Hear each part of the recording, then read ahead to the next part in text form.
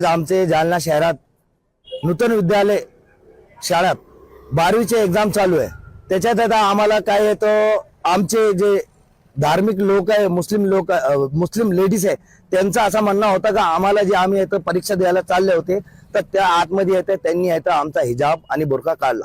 त्याच्यानंतर आम्हाला ते लय त्रास झाला आणि आमचा हे बोलणं आहे की बाबा तुम्ही असा धर्म पाहून असं करू राहिले, हे तुमचं गलत आहे म्हणून आम्ही त्याच्यानंतर ते शाळेचे जे मोठे शिक्षक आहे आणि त्यांच्याशी बोलणं झालं आमचा, त्यांनी मान्य केला हो बाबा एक दिवशी असं झालता का वो त्याचा हिजाब आणि बुरखा काढला होता। ते जे झाला त्यांनी बोलले आम्हाला याच्यानंतर काय होणार नाही।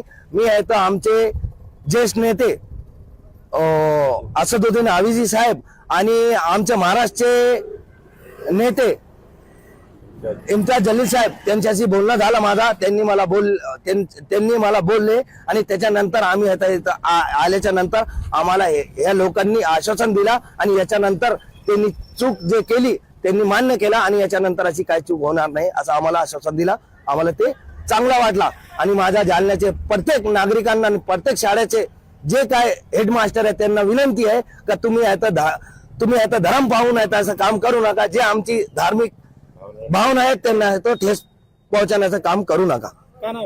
मी आहे नगरसेवक खान नगमबी इम्रान खान त्यांचा भाऊ प्रतिनिधी इम्रान खान।